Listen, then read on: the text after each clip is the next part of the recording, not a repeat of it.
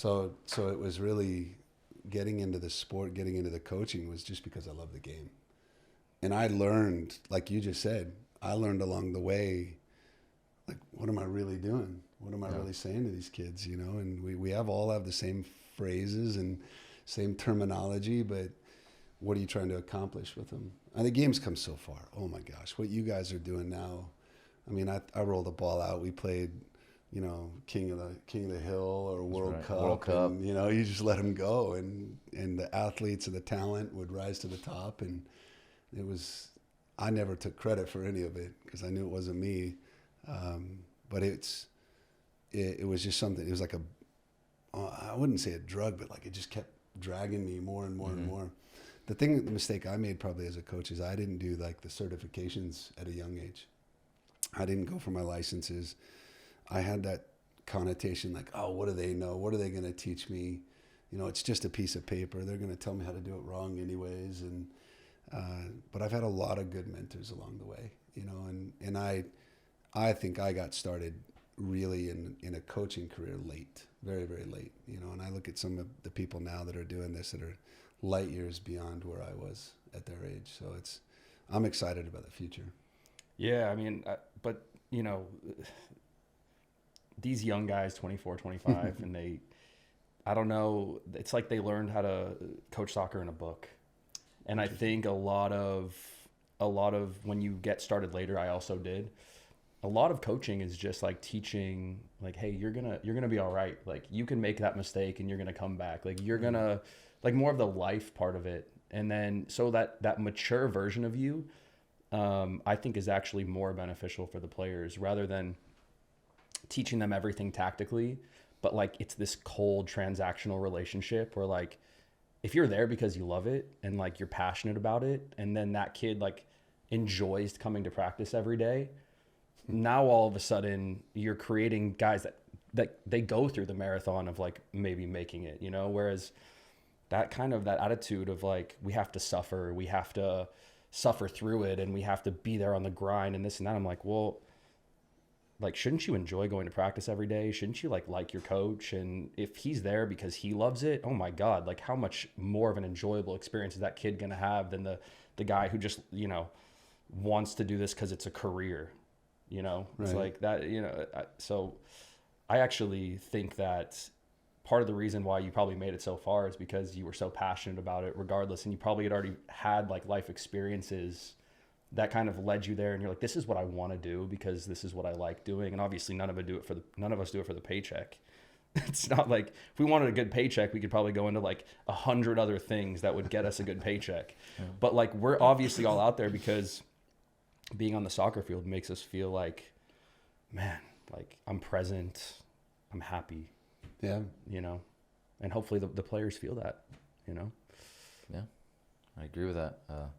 It's interesting because you guys were talking about how, you know, it can be a grind, it can be tiring, and just this last couple days, the UPSL team had a scrimmage, right? I was a little frustrated from the weekend because I was in Richmond. I come home, I realize we lost when I get off the flight, and I'm just thinking, I'm at baggage claim going,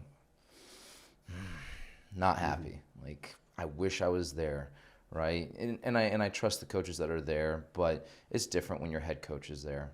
The players have told me it's just different. You know, they know that their leader, as they said, is there to help them out and talk to them, and so I was frustrated. And then we have a scrimmage a couple nights ago, and we get a good win. And suddenly, like you were saying, like that boost, or you're like that drive, where it's not like a drug, but something that just keeps you going.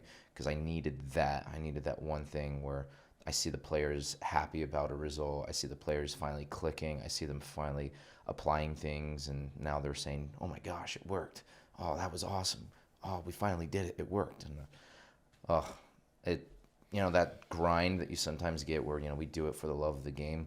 That was something I needed 2 days ago. Where it's been a long season, been working hard, a lot of training sessions for all the teams that I have, and then that result right there, I'm walking away from the field and going, okay, I can do this for another month. We're good. So felt good. Felt really good to get what you were talking about, that little push, just that extra little motivation. Yeah, it's kind of a thankless job too, you know, in a way. It's like if you're winning or you're developing the kids and they're moving to higher teams or whatever it is, it's like, yeah, good. You're doing what we're paying you to do. You know, it's weird. Man, I've come to a different level, I think, of gratitude when it comes to what I do. There's not a lot of people that get to be outside doing what they really love. So I thought you were spot on about that. And it only took me 30 years to figure out that you don't have to sit at a desk and do the 9-to-5 grind, and you can do what you love. But the gratitude I've come to realize is now, especially after Phoenix Rising, meeting some new kids that I'm starting to work with, and like just they're happy, you know, and you're spending time with and they want to learn and they want to listen to you. They want to participate. They want to be involved, and you're speaking to the parents, and I think that's where youth soccer in general has kind of lost the plot a little bit. Is what are we doing? What are they really out there for, and what are we really doing? And I think that's where now I did it where I wanted to push every player to become a professional. I wanted to push them all to make the next, MLS Next Academy. Like, I was evaluating my ability based on what somebody else was going to do. Did they have the same drive? I mean, when I was a kid, I say, yeah, I sound like the old guy, right? Way back in my day, we didn't have cell phones.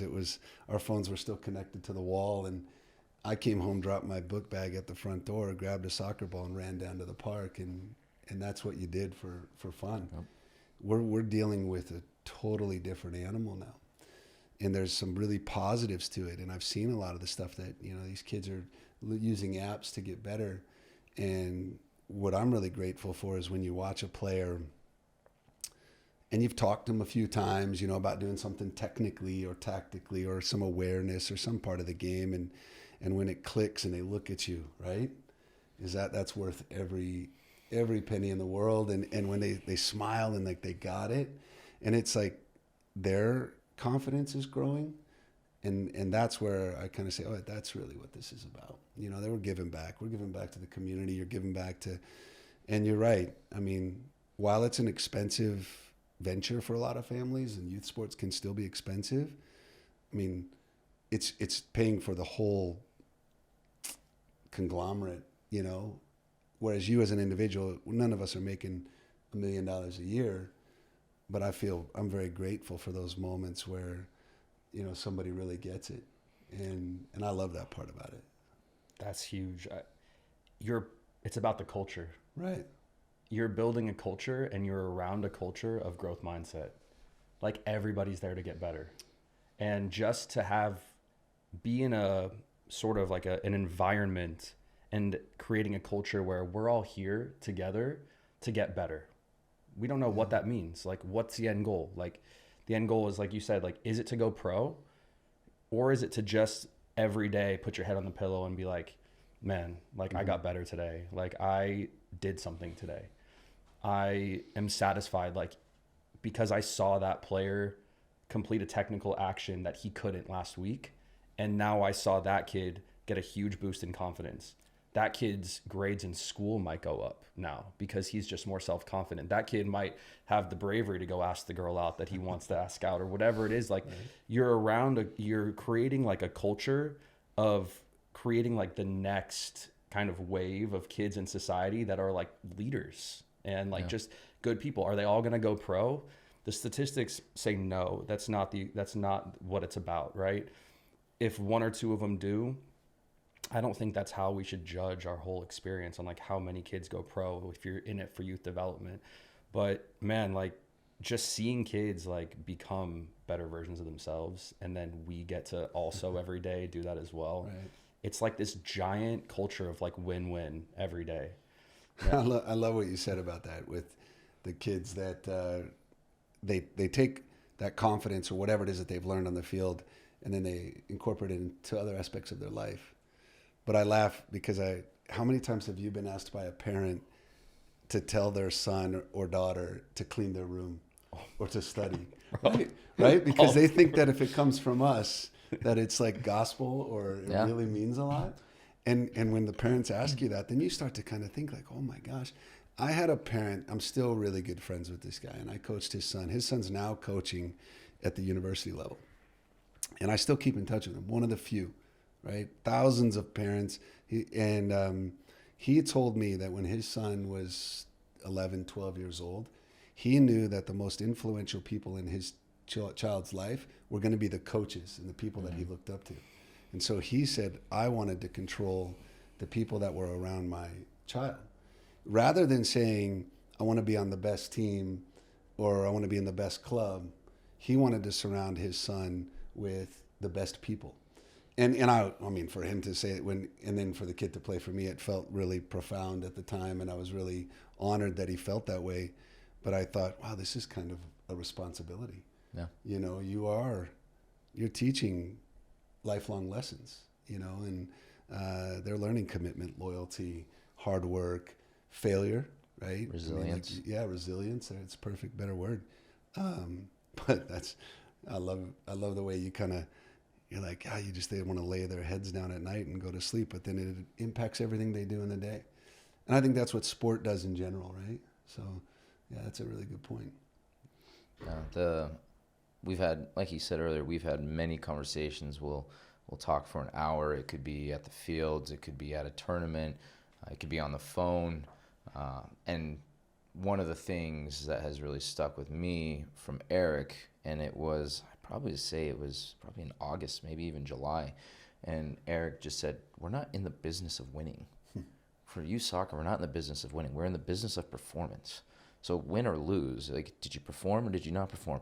And it has changed my life because that is the one big thing that I have done with every single one of my teams. Every single time that they line up and get ready and I'm about to give them the starting lineup, I just say, look, I don't care if you win. I really don't. I don't care if you lose. Really don't. If you win 3-0, but you didn't stick to our style and what we believe in, I'm gonna be pretty upset. But if you lose 5-1, but you did your best to be courageous in what we do, maybe they're pressing us with 5 players and you still try and do what we have been working on, I'll be happy with you. Mm-hmm. So your job is to perform. And if you can walk off and say, hey, I performed at best of my ability of what I'm capable of now, I'll be okay with that. It has been game-changing for me. I've had a couple games with some of my teams where we lost like 1-2-1, 1-0, 2-1, and I just go and say, it happens. Head out. It was a good game.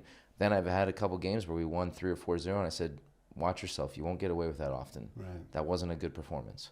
Yes, you won, but it was an inferior opponent, and you let that get the best of you. And it's really allowed me to go to games and just say, gonna relax. And then one of my teams, just because I do this, one of my team's parents, the boys had an amazing goal a few weeks ago, just really good at improvisation and problem solving. And coach, the parents asked, Coach, did you teach him that? And I said, no. And they're like, how did you get him like this? I said, I don't coach him. That's it. And that's something I learned from one of my mentors, my coach growing up. He said coaches ruin the game a lot because we try and get involved too much.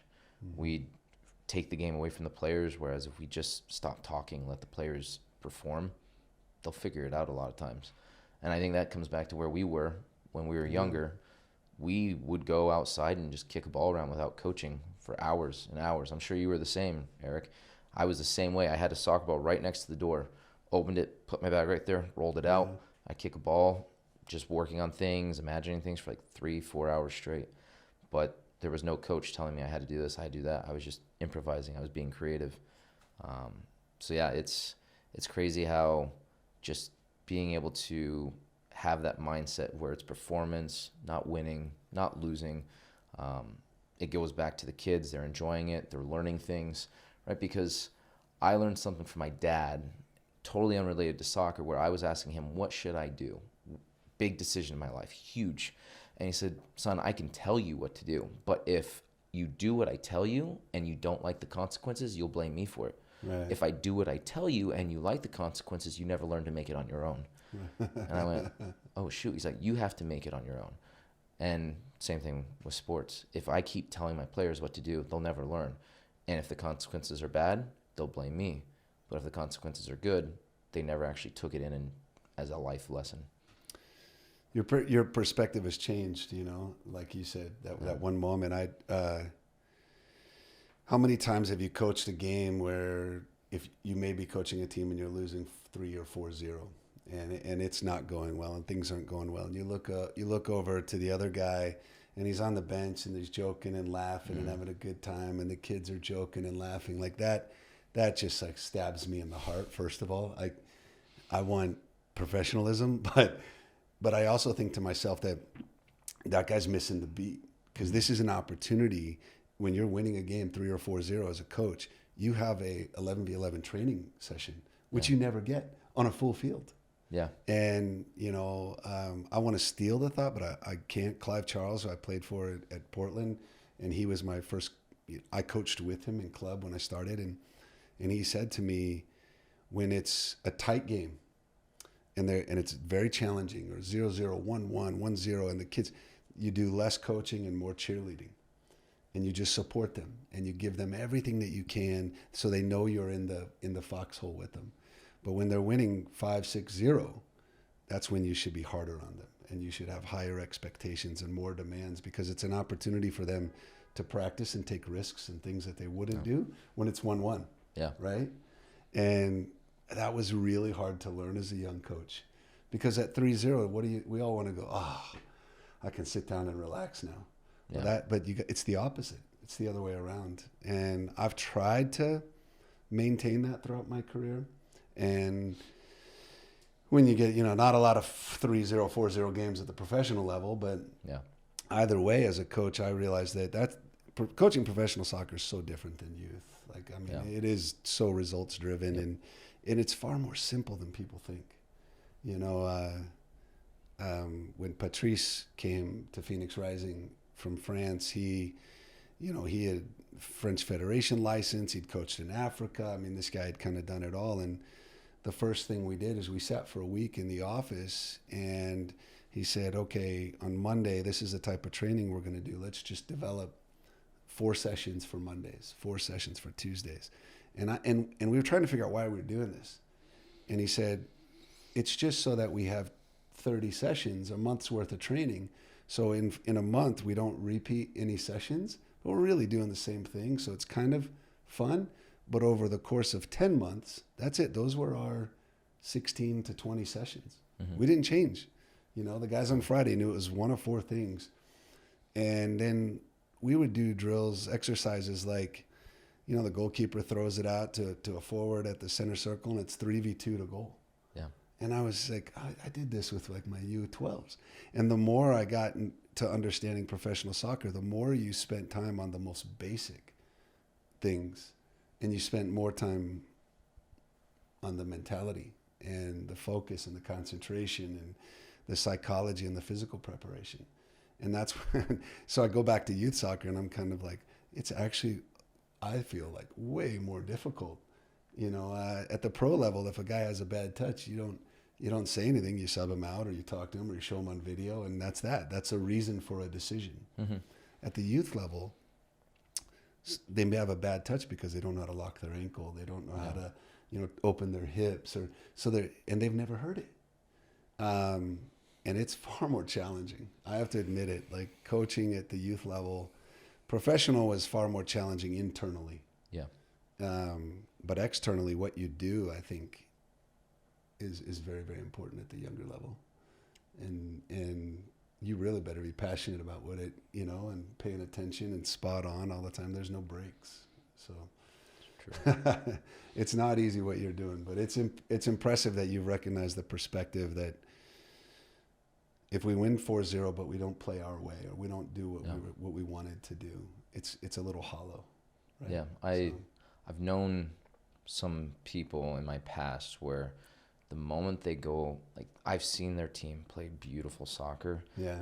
And then the moment they play a team they know they're superior, like that's superior to them, then they bunker down and hit it long. Right. And I'm just thinking, did you really develop then? Mm-hmm. If the moment that things get difficult, you throw it away? Yeah. In life, like, you can say you're a good person when times are easy. It's when times are hard, are you really going to stick by those standards, right? Yeah. Same thing in sports. Okay, are you really going to stick to your principles when things are hard? Because sticking to your principles when you're playing the number 100 team in the state, it's pretty easy. Mm-hmm. So. Yeah, I'm actually wondering, like, because you've had a very unique kind of path where you've coached youth and professional soccer, that's doesn't happen all the time, right? A lot of guys that coach pro just go straight from either playing pro and then they go straight into that. Yeah. I'm wondering if there's any like through line that you've seen players in the youth level to players in the professional level. Is there like a mentality? Is there a specific set of skills that you go, I saw that in a guy, in a kid, in a 12-year-old kid before? Like, is there any sort of like insight that you can give, because it's so unique, where you go, this is a certain mentality, or this is a certain way of being or approaching the game that could, take you from here, point A to point B? Well, if I really knew, I probably wouldn't be sitting here, and I'd have a whole lot more money. Because everybody wants the answer to that, But I can say through my experience that, one, I tell players all the time that to make it to the professional or the highest levels is that it's a war of attrition. It's not always the best players. It's the ones that never quit and the ones that don't give up, because we all develop at a different rate. And I've seen players in high school or even collegiate players that just had insane physical abilities and were pretty decent technically, but had never really understood the nuances of the game tactically. And you see all the different, really tactical player that's really technical, but can't run. And I think there's a place. That's the beautiful part about our game, is there's a place for everybody, really. But to really make it to that next level, man, I'm thinking about the guys at the USL level, right? And even some guys that went on to the MLS out of our team, and they all really enjoyed what they were doing. Solo Asante is like, it's funny, I just talked to him the other day, like a son to me, kind of, and I really am very close with him and his family. And he used to send me videos in the off season of him back in Ghana on the beach with his friends and little kids around him. And they were all wearing like our old Phoenix Rising stuff, which we used to tease him because he would take like the old gear from the kit man. But he'd be running sprints in the sand and doing a little volley and turning and running back and really putting in the work. But there were kids like 6, 7, 8, 9, 10 years old running alongside of him and doing the same thing. And he just had this love and passion to play soccer. Yeah.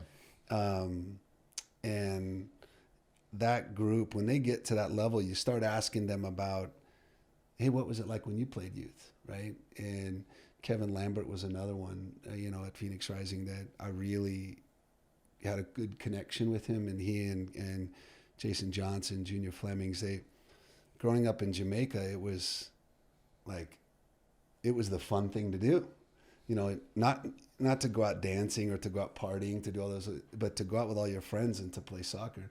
If you've ever want to experience something, high school soccer in Jamaica is like a real event. They have announcers, they play music, they have people on the field. There's, 4,000 or 5,000 people go to a high school soccer game. So it's like what high school football is here. Yeah, like Texas, right? Yeah. I would almost equate Jamaican high school soccer to Texas football. Wow. And they're really into it. It's because they don't have super organized club soccer. There's not so many people.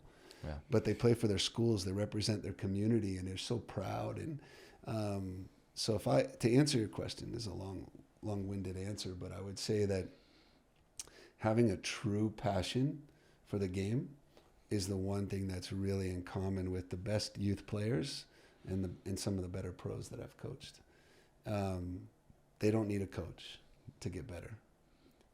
I thought you would say that. I had this feeling because I was reading Michael Jordan's book, and I forgot which one it was, but it was a biography. And he was saying that all of his teammates always said, Michael works harder than everybody, the hardest worker anyone's ever seen. And they asked Michael, he said, I never felt like I was working. I always felt like I was playing. Yeah. And it's the same. And I think in this world, when we talk about, it's kind of confusing for the players and the parents. And they're like so obsessed with, I feel like, the status of the game. now where they're like, I need to be on an MLS academy or an MLS Next, or I need the status. And I'm like, I think you're absolutely right, where it's like, take the pressure off the kid. Does the kid love the coach? Does he love his teammates? Does he love showing up to practice every day? You've just won like 99% of the battle. It's like 100%. You know, it's like, that's the culture of like, and that's the environment. That's the mindset. Is it shouldn't be suffering. It shouldn't be, oh, my kid grinds so hard. No, it should be like, my kid loves playing soccer and plays as much as he possibly can. I talked to a guy the other day. He played in the Premier League for 15 years. And he was telling me, he's like, I would go to team training and then I would play by myself for like 4 more hours after that, you know?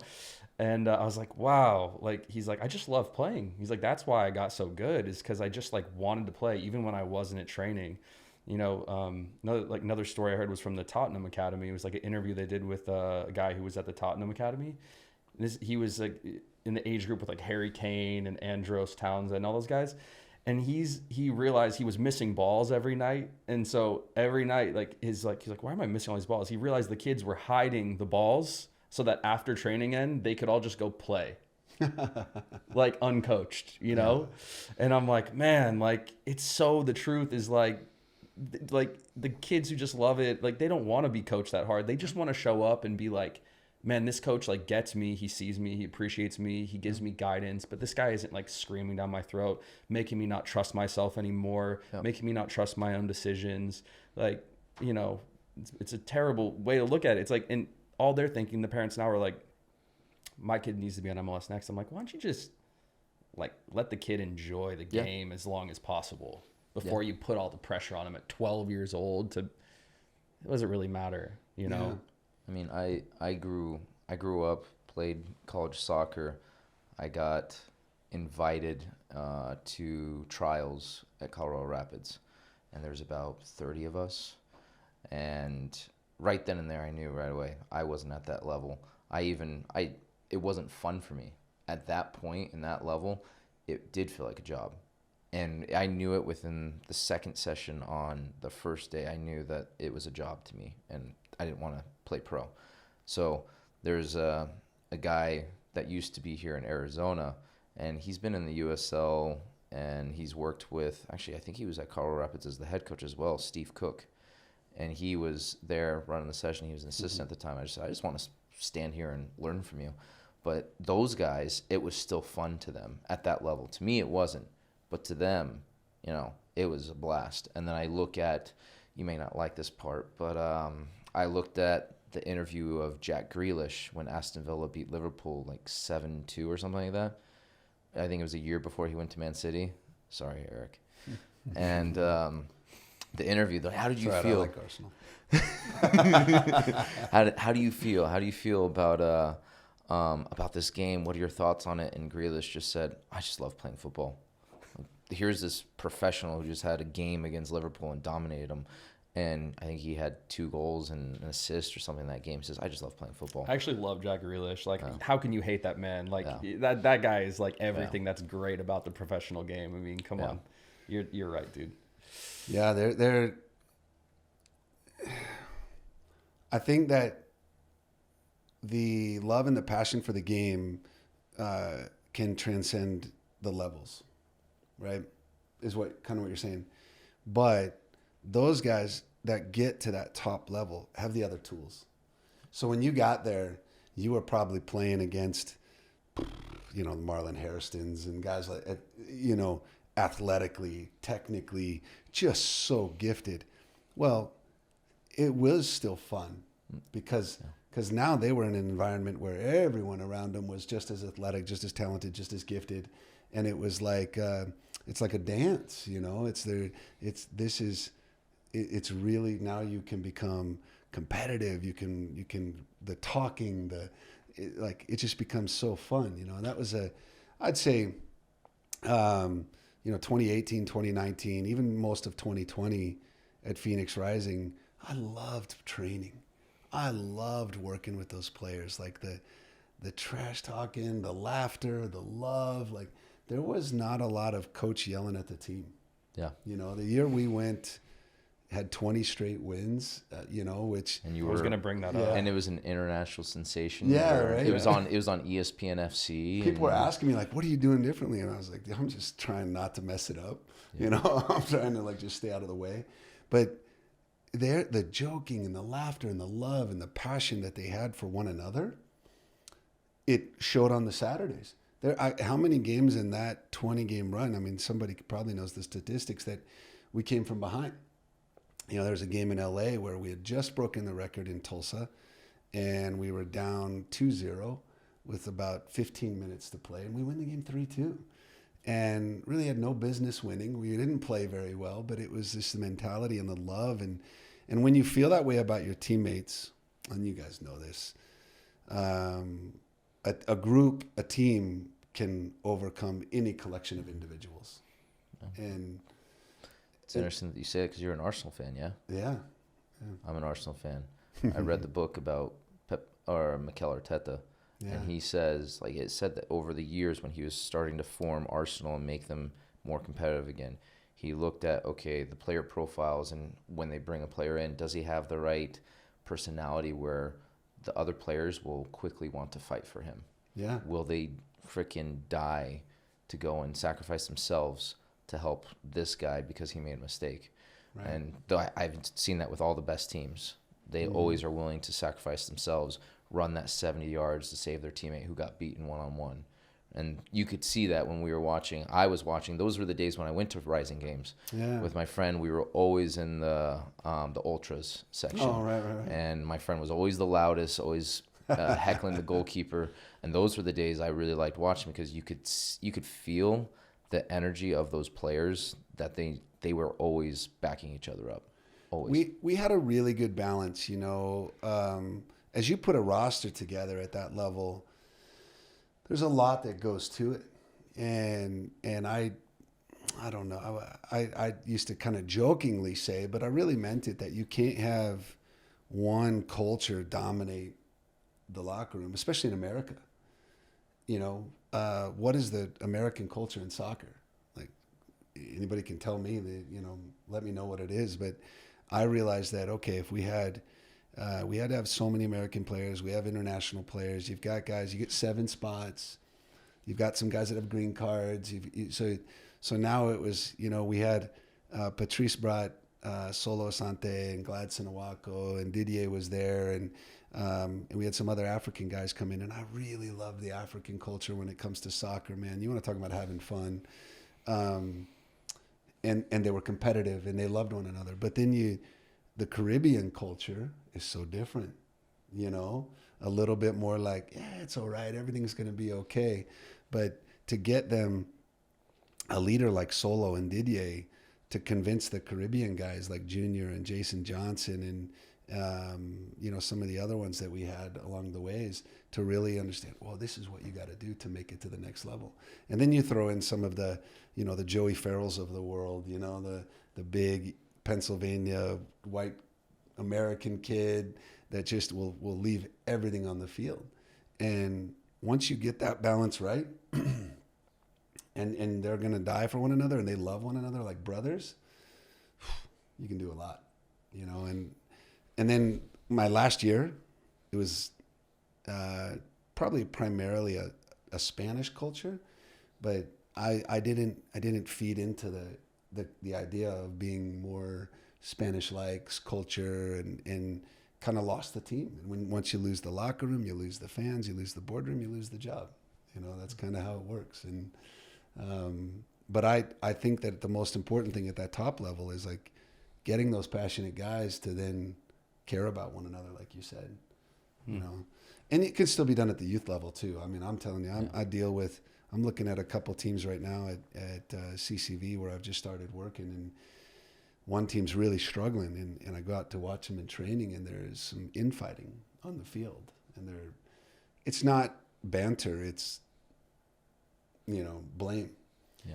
How do we overcome that? How do we convince them? And I think it starts with us as leaders and as coaches to be examples and show them that no, this is not how you treat one another.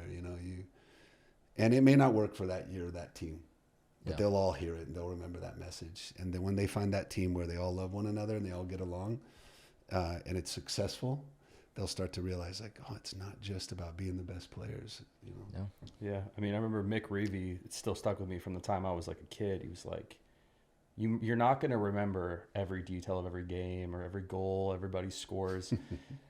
It's so true, right? But you're going to remember how somebody treated you. Yeah. You're going to remember how somebody treated you forever. Mm-hmm. And so I still remember how I was treated by my teammates when I was that age. I remember, it's like a feeling. Yeah. I don't remember the details of every game I played. I just don't. It's like blurry to me now. But I can remember the culture on my teams. I remember if I loved my teammates or if I didn't like my teammates. Right. And so that's so important. I kind of want to get back to the 20-game win streak real quick. Cool. So you said you come behind, you know, came from behind multiple times. Is there a game plan, like it tactically for like when you go 2-0 behind, or is it just part of the culture of the team to like fight? You kind of stick to the game plan, or it's like, you know, we're in a 4-3-3 and, you know, if we go down, you know, 0-2, we're going to go to a 4-2-4 and press high, or like whatever it is, you know, is that it, or is it just the culture within the team? You don't really have to tweak much.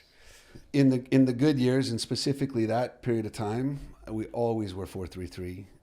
The only thing so I break the game up into 6 15-minute periods, and the guys knew exactly what the first 15 minutes of each half looked like, what the middle 15 and what the second and the third 15 looked like, and it was all situational. So if we're down 2-0 and there's the last 15 minutes of a game, both wingers are, if they're inverted, both fullbacks are extremely high, and maybe one or both of my attacking mids or 10s would be on the back line as well, and we would try to dictate the game just through our 6 and our center backs, and they knew that, right? And it wasn't like just get it wide from 40 yards out and just whip in diagonal crosses. Our goal was always to isolate, try to get a 2v1 in wide areas where we could get across from the end line, get behind them in any way, shape, or form, and then make it challenging. Set pieces in the last 15 minutes of each half were always a massive priority. Like those were the times where you have to lock in the most. You may get, and you've been in games where you get like 8-9 corners and it's just like, oh, here we go again, you know, another corner, the keeper catches it, we just jog back to our position. No, there's a period of time where it's like, okay, this is the lock-in moment where we have to be sharp, good runs, good cross, and they knew what the expectations were. They also knew we would do, and I give a lot of credit to Blair and Peter Ramage because I had talked to them what I wanted, and they would come up with the idea and, you know, up a goal, down a goal, and most pro coaches will do this. Train, what do we do when we're winning? What do we do when we're losing? What do we do at a red card situation? So very situational coaching. But it's not like, hey guys, this is the time. I mean, we just repeated it over and over and over and over that they knew what to expect. I think the only thing I ever did tactically to change would be if we're up a goal fairly late, I would generally hold up like a hand of 5. And that meant that our 4-3-3 became a 4-5-1, and the wingers dropped back to defend deeper. Give yourself overloads. And close the middle. Yeah. Close the no splits in our line of 5. And so we did a lot of sessions where you just take that group of 5 and you'd have a back 4 and another back 4, try to play through them. You know, the zonal passing game, right? But it was, can those 5 not get split at all? And what that does, it kind of kills the game a little bit, right? Now the other team's got to pass it out wide. They got to get some crosses. And again, I picked Zach, Carl, giant goalkeepers, because I said, just catch the crosses. That's all you got to do. We'll deal with everything else. If you catch all the crosses, we're in good shape. And they knew that was my expectation. So I had a very clear game model, very clear idea of what my expectations were. And but I didn't achieve it until the start of that. So a lot of people may not remember, and I started out that season, we had 4 straight ties, and I had just been named the head coach from the interim status, and after 4 games, and one of them we gave up a goal really late to tie, all over social media. It was like, he's not ready for the job. Fire him now. Get rid of him. And I was just getting crushed. And we went to Austin and lost. Here's a great story. In Austin, Texas, we played inside. The stadium was inside their Formula One racetrack. And it's a cool venue. And then this particular night, it was bring your farm animal to the game night. And we lose, right? And didn't play well. And Solos asked me to step out of the locker room so he could talk to the players. So all the coaches walked out, and he lost it and he's the captain, and we had talked about it. And I'm standing outside the locker room in this little walkway of the stadium, and there's like goats and cows and things people are walking by with their animals. And I'm turning to Bobby Dooley as our general manager, and I was like, what are we doing? Where am I? What am I involved with? And on the plane ride home, it was one of those moments where as a coach, I said, you know what, if I'm going down, I'm going to go down my way. So Monday morning I came in, and those first 5 games we had tried 4-4-2, 4-3-3, like, do we press? Do we not press? It was what's the other team doing? What can we do? And that Monday I walked in and I said, enough. And I said, this is who we're going to be. We're going to score 100 goals. We're going to press for 90 minutes. We're going to be the most attacking team in the league. We are going to be 100 miles an hour. I don't want to steal the phrase, but Klopp's, rock and roll football or hard rock, and you were watching like Dortmund, these teams, the way they're playing, and LAFC was kind of doing it. So I took Man City, Clips, Arsenal, LAFC, because all of them at the time were playing 4-3-3. And I found all of their press, their counter press, their recovery clips, and we just came up with the Phoenix Rising Way and came up with our own method, and I didn't waver. And once the players, I'll remember Amadou Diaz stood up in the locker room, and he said an explicitive, and he's like, let's go, coach. And like, they were bought in right there. They knew this is how we were going to play. And, 20 games later, it was pretty impressive. I mean, that's amazing, because you kind of just, at some point, like you said, like, you have to kind of hit that moment of like, dude, we're just going to do it this way. And I'm going to go out, like, we're either going to make it or we're not. And it's like that moment where you're just like, we're going for it. Mm-hmm. And I like that you said you were influenced by these, because I think I come from a music background, and there's only a certain amount of chords, right? But every great song that's ever been written is a combination of those chords. Right. And it's the same thing in soccer. It's like, we're all inspired by other people. And like, what makes you is that you were inspired in this very unique way. Mm-hmm. And so you put the game model together, you did this, this is who we are, this is our identity. And everyone's like, yeah. Right. But then there's the culture, then there's the leaders. And I'm wondering, like, I have to ask about Didier Drogba, because he's one of the greatest strikers of all time. And I think it was his last season, right? You coached him. Was it his last season? I did, yeah. I will be a Trivial Pursuit answer someday. The last coach to ever coach Didier Drogba. Is there anything that like stood out from him that like maybe he like said to you, or like, where you're like, wow, this was like just such an impactful thing that, this man who's like won a Champions League and whatever, I've asked Didier to tell this story before, and we've talked about it a little bit, but so when he came in, obviously he was Didier Drogba, right? And in training, he did something every day that I'd never seen before. I mean, this guy was 6'3", maybe 180, 185. In small-sided games, would receive it on his chest, like drop his shoulder, turn and just hit a laser volley to the top corner. He set up a full-size goal at the 18-yard line in one session and put our goalkeeper in the regular goal, and then stood 10 yards away from the full-size goal and took free kicks over the full-size goal and told the keeper where he was going, and would hit like 8 out of 10. Yeah. Not bending. I mean, these were like side foot. He had that knuckle dip that I'd never seen anything like this. But the best moment is we had made the playoffs and going into the playoffs. And I had talked to him leading up to the last couple of games about resting and preparing. And he took over the team ultimately into that, going up to the playoffs. And we're playing Portland Timbers 2 in our last game of the season, and we lost. But we had to turn around and play them the very next week in the first round of the playoffs. And we get into that game. We're up. He scores a free kick, puts us up 1-0. And there's probably about 20 minutes left. And they were good. I mean, Portland Timbers 2 team, like, all of them are now first-team MLS guys, like all pro dudes. Like, that team was loaded. And he looks over at me, and he's leaning down, and he's like holding his shins. And he says, what I thought he said was, "I can't do this." And because I said, "Didier, are you okay?" And he's like, "I can't do this." And so I turned to Blair on the sideline, and I said, I was like, "Get Gladson up." And so Blair starts writing down all the changes and everything. And he's like, "Who's he coming out for?" "Didier." And Corey, Blair, and Rambo, all three looked at me and go, "What? You're going to sub Didier out in the playoff?" And I said, "Yeah, he's done. He's not moving anymore. He's out." So he jogs over. We get a throw in.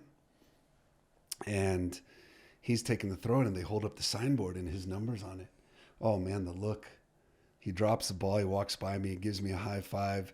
We had a little interaction. It wasn't the most positive. And walks into the locker room. Not the bench, locker room. And I put in a player. We end up winning, right? We scored another goal. We win the game. We move on. Everyone's happy. Ownership, players, fans. It's just the night of all nights. First playoff game in Phoenix Rising history. And I felt horrible. And I walked into the locker room. All the coaches came into my office, and I said, "Guys, I think that's it. I think I'm getting fired tomorrow." He was the owner, and the team had a gathering on Sunday, and he invited everybody over to his house but me. And I'd sent him a message Sunday night saying, "Didi, I'd like to talk to you." And he said, "Good, I'll be there Monday morning." And he comes into the office, sits down, and he sits across from me, and he's kind of like this, he's a great man, right? And I could tell he's a little upset. And my background is in criminal psychology, and I read body language fairly well. And he's like this. He's got his hat on backwards. He has an AirPod in, and I'm going, "Oh my gosh, this is like about as closed as a human being can get." And so I'm behind my desk. I wheel my chair out. I just go like that, and I kind of lean back. I was like, "Didier, what's going on, man?" And he looks at me and he goes, "Who are you to tell me? Avram Grant trusts me. Jose Mourinho trusts me." He's naming these coaches. I'm like, "You're 100% correct, my friend. I am not any of them. I'm just some Arizona American coach, trying to get by." And I said, "Didier, I thought you said I can't do this." And he said, "No, I said I can." And right there, my heart just like, "Oh, thank God." And I said, "Oh, I'm so sorry. I would never sub you." So Rick, he gives me a hug. But I said, "Listen, we're only going to go as far as you decide to take us." And I said, "So you tell me. I've never been here. I don't know what this takes. I don't know how to get to a cup final."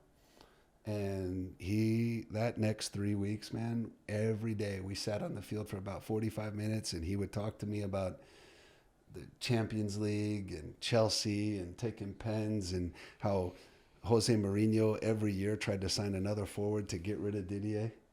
And it was really to push him. Like they said, Anelka, all those guys, he brought in other forwards to get rid of him. And it pushed him to be even better. And I thought, and he said he knew what to do. Anyways, bottom line is, we get all the way to the final, and I learned more in those 3 weeks about the game and the nuances of the professional game than I could have ever hoped for.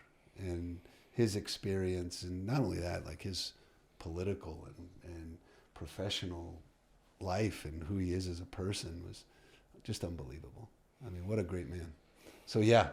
What a great story. I learned a lot and was scared to death. Yeah. Dude, that's an amazing story, dude. I'm just listening to it and thinking, oh man, the balance where, okay, you're his coach, but he's the owner. Oh, it's like everybody asks the same question. And all I realize is the best part about all of this is I go home and let's see, 7 years ago, I got a 12-year-old daughter. right? And my wife at the time was, she liked soccer, but she didn't really know. And I'm telling them this story, and they're kind of like, okay. And my daughter's like, hey, Dad, will you go outside? Let's go take the bikes. So I was just dad. Right. Yeah. And that kind of saved me a little bit, and that my family was there, and they didn't understand, because in Arizona and in America, we've never had that kind of pressure. No. And I didn't know what was going on. All I knew is like, well, I guess if I lose a job, I'll go coach at the club level again. It was, now what? But right. So that's interesting though. Like as far as like your mental framework, you have to be extremely good at staying focused on the right things, to kind of operate on that level. I mean, you're operating in an environment. I mean, I'm sure the pressure is just like immense. You're, coaching one of the best players that's ever lived. I'm wondering, because this is kind of what I'm super fascinated, is like the psychology behind it. I've had a little bit this year. I coached like arguably like the best team in the country at the U13 level. And so there was a lot of pressure, right? Like I was expected to win every game, even at U13. It was like, a micro fraction maybe of like what you were going through in that moment. But I think this year I had to really focus on the types of thoughts that I was like feeding into, like positive or negative, like what was going on. Am I just like thinking too much about this or that? So I'm wondering, is there any specific, like mental frameworks that you can kind of tap into that help you stay positive, stay focused, and keep your, the culture and the environment for the players like positive and going in the right direction as well? Really good question. I think for me, the best way to handle everything was to create routine. And everybody knew the routine, and everyone knew what was expected every day. And so there were no surprises. So once you have the routine, the players know what's expected. They know what is going to happen at training on every specific day, what the game model was like, all of these things. Then you don't have to focus on your training plan for that particular day. You don't have to focus on, we got to do more film work or more of this or more of that. You could spend more time focusing on what's really important, right? Why Steven, when he comes to training, got his head and his shoulders are slumped forward, starting to read body language a little bit, and then putting your arm around him and saying, hey man, how's it going? What's happening? And, this girl I like, she left me unread, right? I'm learning all the new technology, right? And like what the kids are saying. My daughter's keeping me up to speed, or like Snapchat, whatever. Bottom line is that I made sure that there was such a routine about what we were doing, what the expectations were, so when they came, everyone knew. And it was really easy then to see when somebody was kind of out of sorts. And focused on that part of it, focused on the human. We always called it the human element. And remember, they are people. They're not machines. They're not robots. They're not, they're not just like these little pro soccer players. They're little humans, and they're going to have emotions. They're going to have good days and bad days. And so that's what I really focused on. And from a psychology standpoint, a happy player is a confident player. And when they really it kind of all connects. When you're passionate about it and you really love what you're doing, you're kind of happy about being out there. And when they're not, what can you as a coach do to make an impact in their life? And can you turn that corner? You might really change someone's life. I got a message not too long ago from a player that I coached at a really young age. He was kind of a little bit overweight, and I really pushed him. We really pushed him physically, and he sent me a message and a picture. He's a captain in the fire department. He's got 2 kids, and the guy is like 2% body fat. He's like ripped to shreds, and he's just really proud of his life. And he said, I owe it all to you. He's like, I didn't know what to do with my life, like how to eat properly. I didn't know how to live properly. And I, to be honest with you, I just was doing what I do. I don't even really remember, like, what did I say that was so profound? Yeah. But I do remember pushing him you know, like, hey, fitness is important in your life. And I'm at the age now where I'm starting to get those messages, you know, of guys that are in their 30s, mid 30s and 40s that they're like, it turned out the way. Appreciation. Yeah, you know, and it's, so that would be my advice to any coach today is create routine. Create a routine, make sure the expectations are known, make sure training is, if you can do it, I don't know if you guys use play metrics or any other communication format, but if I used to love, I would put the training on the dressing room board. So when the guys came in, like they knew what exercises they were going to do that day. And so they knew how to prepare. What did they need more prehab? Did they need to get out there early for more stretching or whatever? But they knew what was coming. And I think that makes a big difference. Brilliant. That's brilliant. I mean, I always feel like confidence comes from being prepared, for sure. Yeah. So I mean, that totally makes sense. But it's tough because at the end of the day, like, I'm sure when you're out there playing with your daughter after Didier Drogba's mad at you, like I can't imagine, like, you know, because I mean, I have a hard time sleeping when I know parent X is mad because his kid didn't take a PK in the final of a tournament, and that guy wants to rip my head off, right? Yeah. And I'm just laying there and I'm like, oh, I can't sleep tonight because of that. So I'm like, you know, for somebody who's coached on the professional level, like when you put your head on the pillow at night, like, and you're either going to sleep or you're not, and that's important, right? Mm-hmm.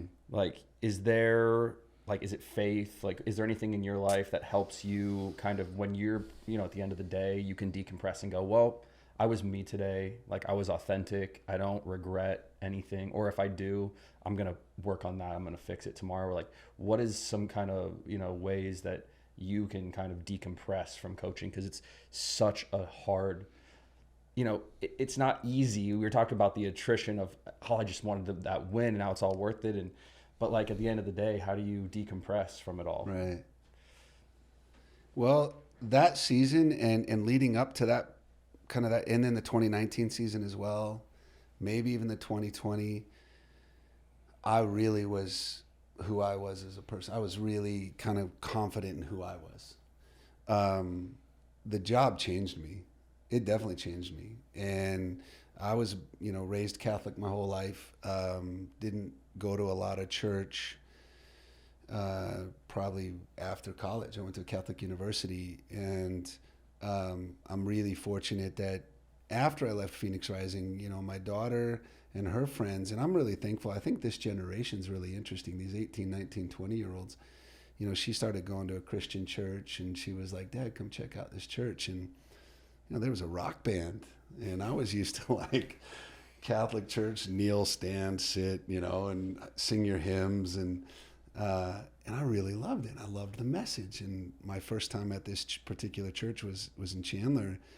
I swore the guy was talking right to me, and I was like, you know, I need to get God back in my life. And during Phoenix Rising, I'll admit that the times that I prayed and asked for help was at the worst times. And my faith has changed now. Rather than ask for help when things are bad, be more gracious and grateful when things are good, which I didn't do at the time. I thought it was, look at me, I'm a great coach, you know, and it really got to me. And I think that was part of the end as well. You know, it's a humbling experience. But I take it with me, and I learned, and I am so grateful for that opportunity, and I'm a way better human being for the struggles that pro soccer brought to me, to get me to sleep at night. But I didn't sleep a lot when I coached at Phoenix Rising. The coaches will tell you I slept in the afternoon because I was the guy that always had to take a nap. You know, like at 3:00 when Blair's watching video, I was like, Blair, I gotta go lay down. And the best part is Frank Yallop was before me, was very similar. And I think it's when you hit our age, you just need your nap, you know. And but those guys, they didn't understand that they could do the job. The assistant coaches and the staff, they do the job, they go home there with their family. I do the job. I go home with my family, but I had 25 players that would text or call throughout the night.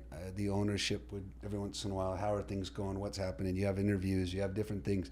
So many more responsibilities. So as a head coach, it's very difficult to understand. And the assistant coaches don't have the same empathy. They can't. They don't understand what you're going through. So it's usually the guys that respect you the most are the other head coach on the sideline. And talking to them. And Steve Cook, was at OKC as a head coach, and he got let go before a game when they flew to Oklahoma here to play us, and I offered him a job while we were playing. Yeah. I was like, Cookie, I really want you here. Cookie. And he took over our academy. He got Phoenix Riding Academy started. Yep. And I've always been able to recognize talent and bring good people together. So maybe that has allowed me to rest a little bit easier, in that I know I had good people working around me. I had probably my favorite phrase of all time is, the smartest guy in the room is the one who realizes he's not the smartest guy in the room. And it took me a long time to understand that surround yourself with people that are better than you at the jobs that maybe you don't necessarily want to do, or you're not good at. That's why I hang out with Zach. Yeah, there you go, man. I surround myself with smarter people all the time. One of these days I might be a smart guy. I don't know. But I'm humble enough to accept that I've learned it. There's a path for me. My faith in God and Jesus is changed and developed so much more now that I'm just a very happy person. And I love what I do. So, dude, that's all we can ask for. I want to end it on that because that was a brilliant answer, but I have one more question for you. Mm-hmm. Looking back, what is the moment in your career that you're the most grateful for, like so far? Like what that really impacted you the most? Oh my, that's a. We're talking about long 30 years. Yeah. What's the me one? This question last week. I know. What's the one? Most grateful for? I want to say I called Frank Yallop after his assistant coach at the time had taken a job with QPR. And it hit the news. It hit the social media. And I was calling him, Frank, to congratulate him on another one of his coaching tree guys to go to a higher level. And near the end of the I wasn't looking for a job. Yeah. But near the end of the conversation, Frank said to me, he's like, "You want to do it?" And I was like, "What?" I mean, I was the big man in Tucson, right? I was running a club. I had a charter school. We had FC Tucson.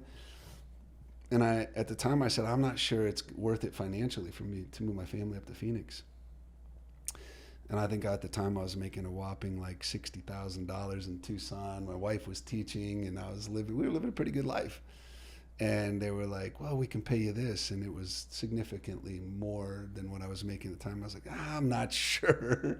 But Frank gave me an opportunity, and he only did that. I know why he did. Like when they used to come down with the MLS team to Tucson and all those preseason games were down there, my role was to make sure that the coaches were happy in our company in Tucson. And so I'd take them golfing, or I would take them to do things all the time in their off days or in the afternoons. And I became pretty close with Frank Yallop, and I still consider him a mentor and a friend. But I'm so grateful that at that very moment, I was just calling to congratulate him and for him to give me the opportunity kind of to really go and chase something that I dreamed of. I think that might be, from a professional standpoint, probably the moment in my life that I'm most thankful for. That's epic. Appreciate you, Rick. Thanks so much. No, you guys are awesome, man. I love this. You're making me think. These are good memories, Yeah. I would love to. Anytime you want to talk, you just let me know. Thanks, brother. Appreciate that. Thank you, guys. Cool. Thank you.